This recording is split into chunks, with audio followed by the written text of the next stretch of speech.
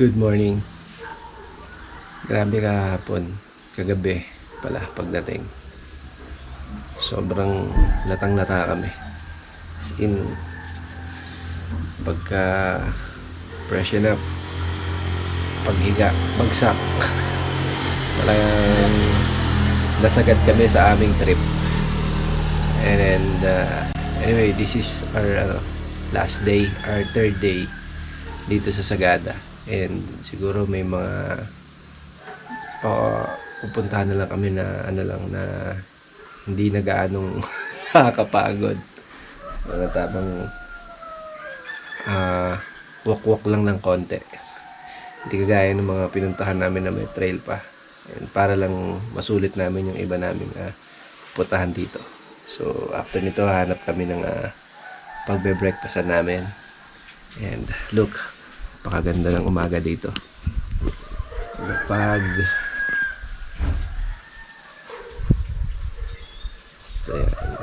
sea of clouds, nakita dito sa taas yung sea of clouds. Ang ganda na ng pag-stayan namin. So let's go, breakfast tayo. Good morning. Morning. What's good in the morning? Saan tayo kakain? Ngayon ang problema natin ngayon. Pagkati ang problema natin, nasaan ang liwanag? Problema natin sa paano tayo makakauwi. Ngayon, nasaan ang pagkain?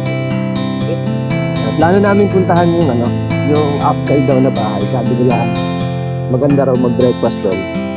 And maganda mag-sunrise. Ang problema, dahil napagod kami, late na kami nagising. So, ayun na ang haring araw, naka-rise na.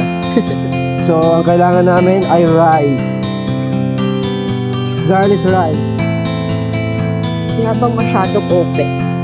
Breakfast. Nung working. So, check natin yun. Lamig. Kanina sa gadaw pumunta doon. Pwede kang pumunta doon. Tapos ang alam ko, free lang. Talaga? Pero yung along this way lang din yung Pottery House. Sa Pottery House, may entrance na 200 pesos. Okay, maganda eh.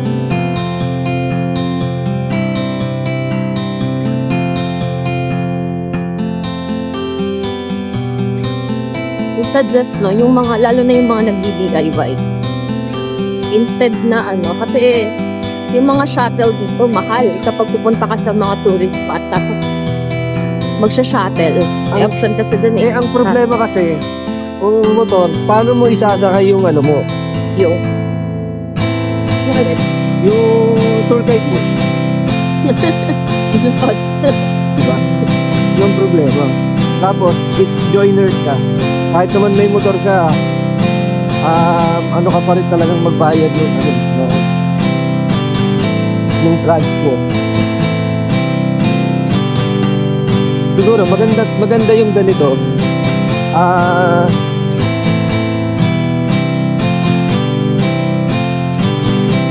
Gagawin mo to ng yung mga gusto mo lang puntahan. Then after nun, yun nga, katulad ng ginawa natin. Mas nag-hire na tayo ng motor para mas magala natin to. Like ito. Kasi ganun din, magastos pagka yung patok-tok lang din eh. Diba? Kanyari, magbe-breakfast ka, pupunta ka ng ganito.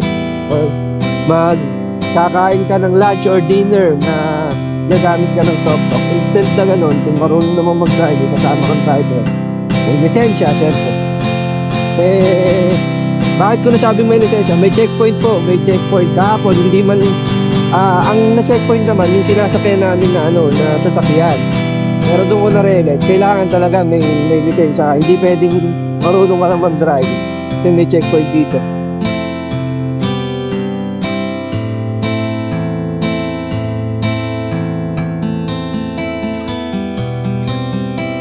Grabe, banda na yun. Grabe ang lamig. Tingnan mo, naka-short lang ako.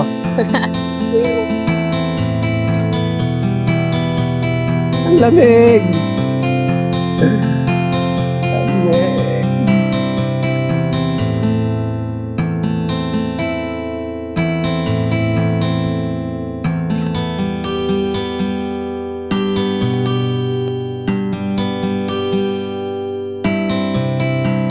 Lamig! Ang dami pang pwedeng puntahan. Hindi kaya ng 2 days. Yung nga yun, yung napag...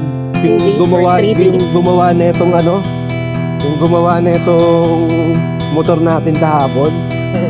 Diba yung sa danga, Sa tama.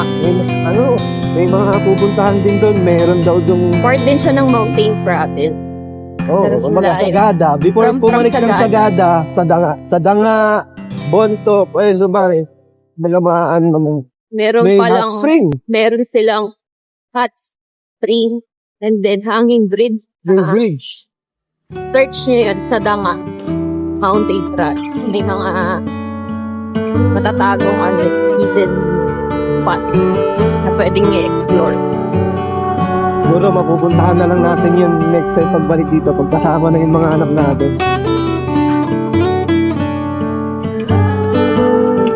Nalay mo, pumayag ka na ng nakakagapen tayo pagbalik dito. Kaya nga ng Bios, may nakasabay tayo. Oo. Actually, kaya ng Bios, may nakasabay kaming grupo. Actually, kaya ng Sedan. sasakyan. Hindi lang kaya ng asawa ko. Makikita nyo kasi grabe talaga yung mga daanan. Bangin tong bangin. Tapos yung iba, wala pang barrier. Medyo nakakatakot lang. For me, kahit na passenger princess lang ako, nakakakababa din. Grabe.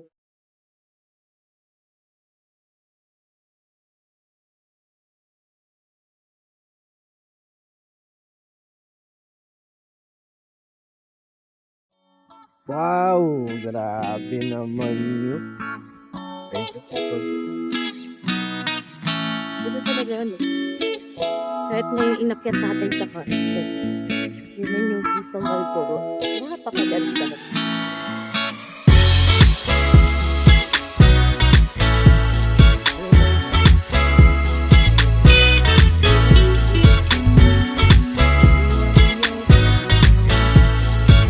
Upside down siya. Ang galing yung gawa nito. Wait lang. Sexy niyo. Naka-shorts.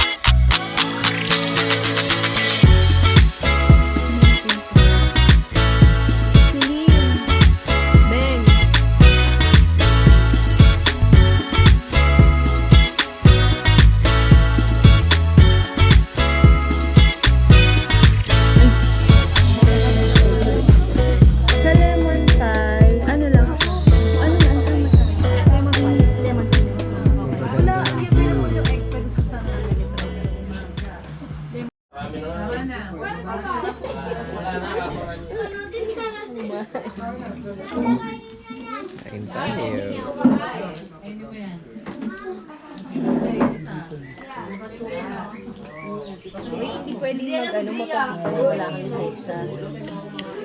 Mag-checkpoint dito, sira.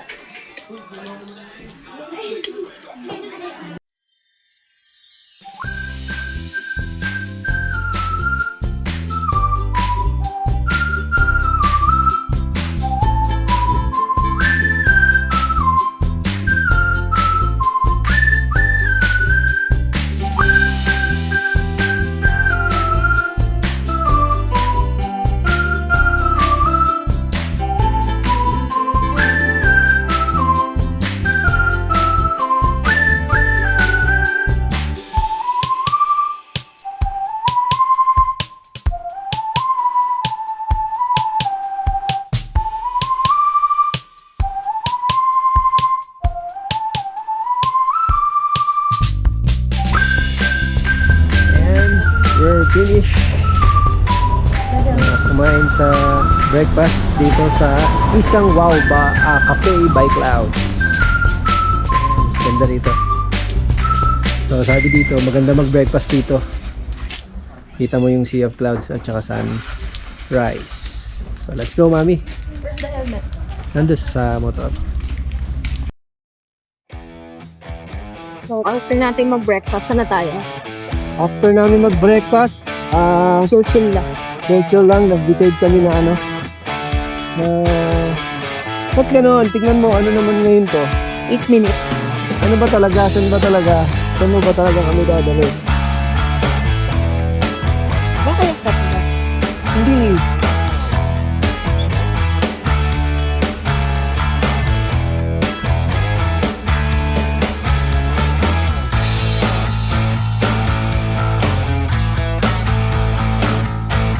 Ang tagal.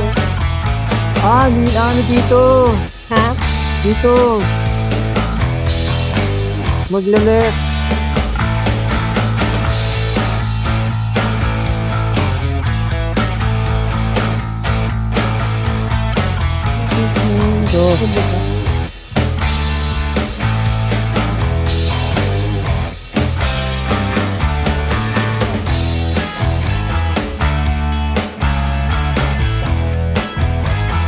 No entry to the type of vehicle while mass is ongoing. Parking system motor bus. Pwede mo mag-tour. Pwede naman. Pwede na lakarin. Okay. Parang mapupuntahan natin. Ito na yun? And we think so. Dito. Ito na ba yun? Hindi ko alam. Nag-start mo ang guide na entry. Okay, nag-start mo ang guide na entry. Ayan na. So we're here at Echo Valley Farm. So dito, may nakakasama kaming mga joiners din. Po, sasabihin ko po naman po sana, mga kabataan. So ayan, may namit po na naman kami dito na ito po. Sila ate, yung tawaging mami, tsaka daddy. Ayan po. So waiting na lang po kami sa tour guide. Sana po ito. Mga ganyang edad natin. Oo nga, Pag-travel pa. nakakagala pa kami. Pangarap po namin yan. Pag mga ganyang edad po, napapasana all na lang po kami.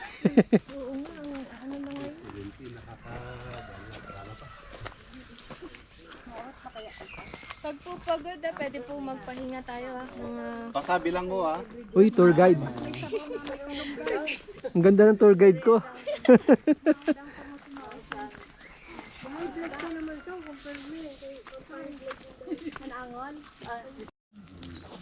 kami kaya. Kaya. Kaso lang. So, ito pala, kumbaga, cemetery pala talaga to. Oo. Bali, ito na yung pinaka-public cemetery ng Sagada. Okay. So, karamihan, yung taga rito, dito na naglilibing. Kasi, active pa ito? Oo, hanggang ngayon, ito na yung ginagamit. Kung kasi, Sige lang, picture mo sila mami. Kami lahat kami senior. Opo, sige lang po. Buti na lang po kami yung nakasabay nyo. 1, 2, 3, smile. Ayan o, oh, di ba? 2. Naka ano? Naka 2 minutes. 2 minutes. Okay na po. Okay. Oo, wala hindi na tama. Bago pa dalawa. Right.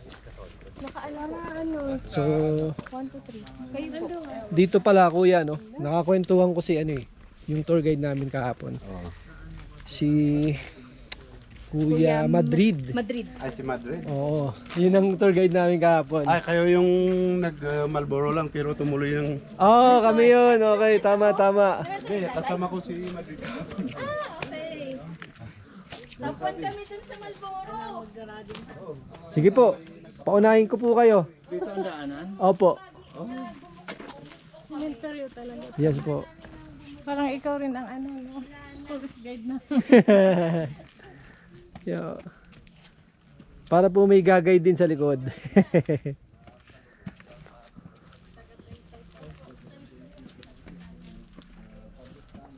Ayan na. Pumapanik na po kami. Saan dito po? Ang public cemetery ng Sagada. Kaya?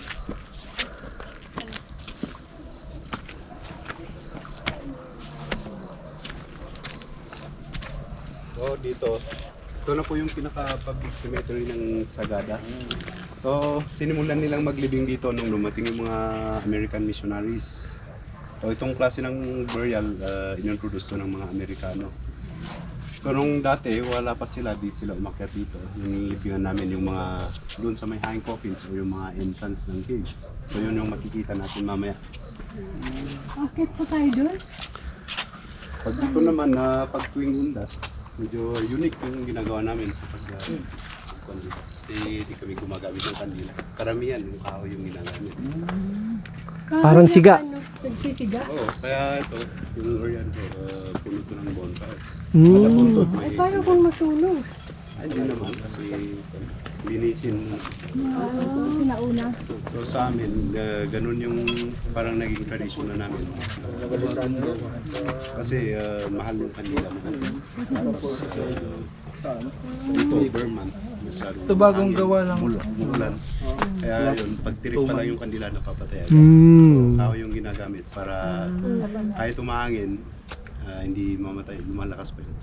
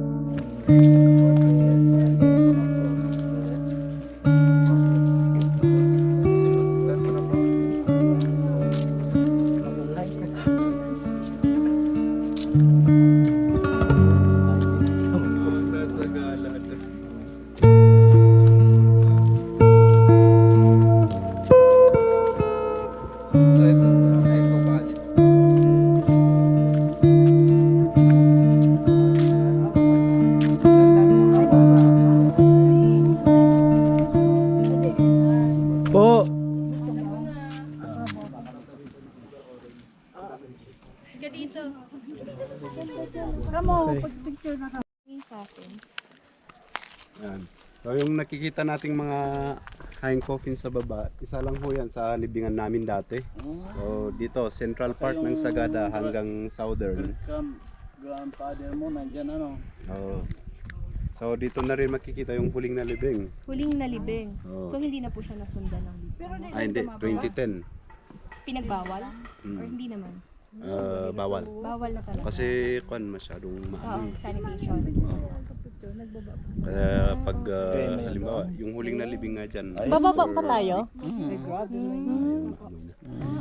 So dito po yung daan natin, puro pababa. So kung ano yung binaba natin, yun din yung akitin. Ang aakyatin. So, Siyempre. mababa pa kita. Sabi nila, sabi sa Nabasa ko. Sabi namin ngayon. Light-light lang kami. Light na lang. Oh. Dahil, chill-chill na lang eh. May trekking pa din. Nakalain mo yun. So, itong binababa namin mamaya. Pagpabalik. Ito na yung panikin namin. Ramdam na ng mga muscles namin yung mga ngalay. Sabi na ng tuhod ko. Hihiwalay na daw siya. Away-away na. Sabi ng tuhod. Mamaya pag-akyat ka, ganito na ako. Hihiwalay na yung tuhod. Chill-chill lang pala eh, ano? Chill-chill na lang pala, Teo. Okay. Sige. Dahil pauwi na kami mamaya.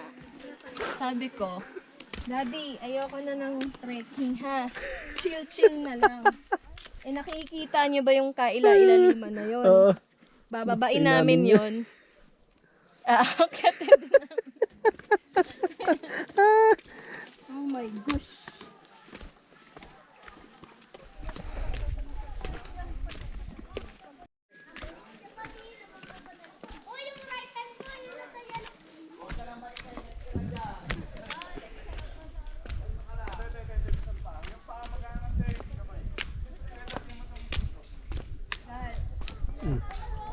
So, dito meron palang rock climbing.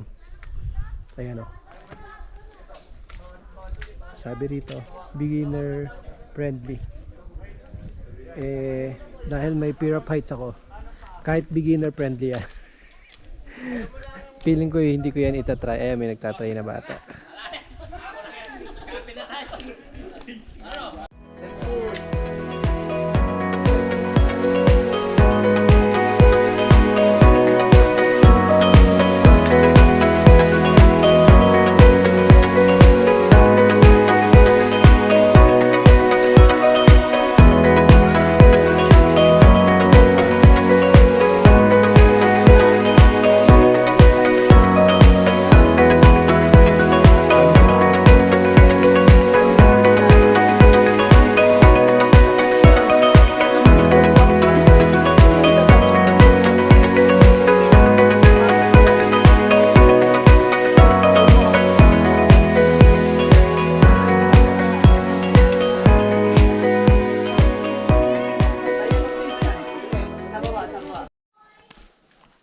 Alright, approaching na po tayo sa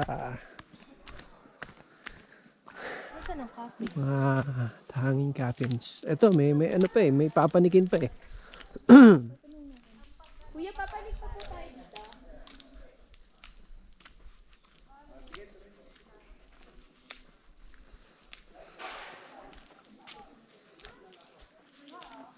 Ayan na. So, eto na, nandito na kami sa mga light lang na sa mga light lang, di ba? Light lang. Light lang, di ba? Oh. Kanina, bumaba. Oh. Ayun, may nakikita naman. Kaya nga eh. Ganito yan ka-light, okay? Punto dito.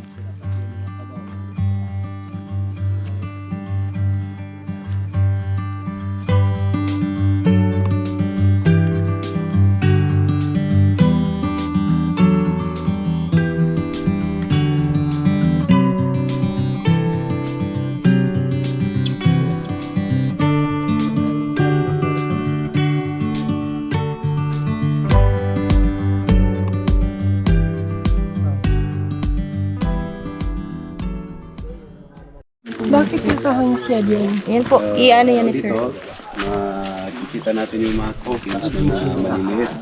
So, ganyan po yung original na kwan dito, yung old practice. Di pa na-Christianismo yung tao dito. Ganun talaga yung ginagawa. Kaya maliliit po ang mga yan kasi naka-fetal position. Kaya hindi mga baby. So mapansin nyo naman yung mga mahaba. Yan, parang normal na burial lang. Pero gusto nilang sundin yung tradition. Fetal position. Baluktot. Kaya So maliliit. mapansin nyo may... may payat pa. may cross meaning sila po baptized na sa church. Ayun, may cross. Pero mas gusto nilang sundin yung dati. Tradition. So sa amin, hinahang namin yung mga Philippines para makapagpapos ng mga wild animals. Kasi pag doon, nilalagay nila sa mga entrance ng cave. So pag after a week, mapapansin nila na may nabubuksan. Kasi yung Nakalkal. ng mga wild animals. Tulad ng mga bayawak. Lalo ng bayawak kasi pag umaamoy yun, Baka nahirapan sila maglibing dahil yung bato, hindi nila naisipan ng mga ilibing. hindi talagang walang sa amin, wala sa Hindi linilibing. hindi kasi pan sa tradisyon namin Linilibing. so sa amin ito lang yung nakikita natin. We're done. Puntahan na po namin ng hanging coffin. So, ito. Papanikin na namin yung light lang na aming Pakita mo nga yung light lang. puntahan. Ayan. Kita nyo? Lang yan. Mataas. Yan. So, ganun ka-light. Di ba? So, we're done. And look. Ito ang Catholic Church ng Sagada. Ganda. Yan. Wow. Hindi natin makita ang history nito pero ito lang ang ano rito eh.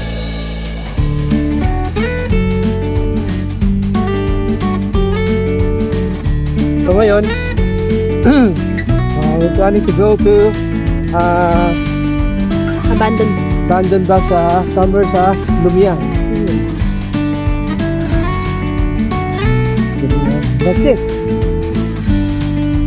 So syempre,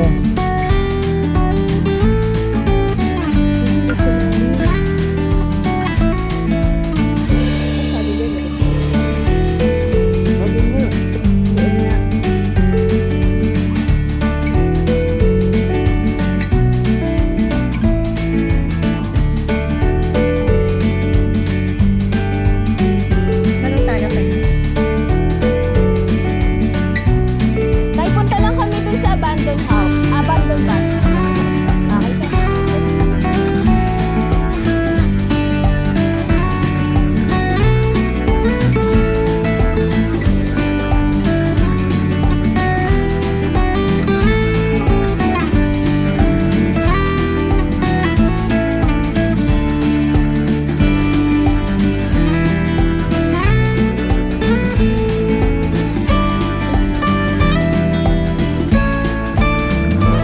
Dito pa, may daan dito. ayan na, nabakuran na siya. Sabi nung ano, puro ano na, private property na to. So, Private property. may kaso na tayo, trespassing na tayo. Nothing special naman, kumbaga, ano lang to, isa sa mga pinagpipicturan. Itong, yan, yung abandoned bus na yan. Yan. Yes. So, ayan yun.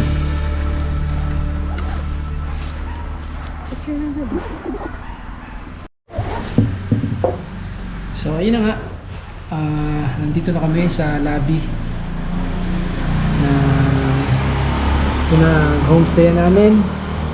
And ayun na yung bag. All our bags are packed. So, Ready to go.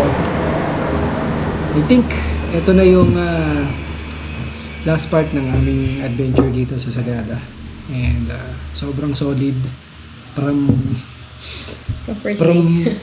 from biyahe nga eh. From biyahe ng bus na sobrang talagang first time na nagbus kami ng 11 hours hanggang sa mga napuntahan namin, motor, hanggang sa huli, kumaga sinulit namin. And sobrang saya nitong experience na to. Ikaw, Mami, ano masasabi mo? Humihiwalay na yung tuhod ko. So ngayon na nararamdaman yung mga pagod. And anyway, shoutout nga pala sa Dad Buds PH, kay Sir Joey Ong, and sa lahat ng aking mga ka-Dad Buds dyan. Patuloy tayong maging mabuting asawa at ama sa ating pamilya. Okay, hanggang sa susunod po na aming travel vlog adventure. And please lang po, like, share, and subscribe. Thank you. Peace you.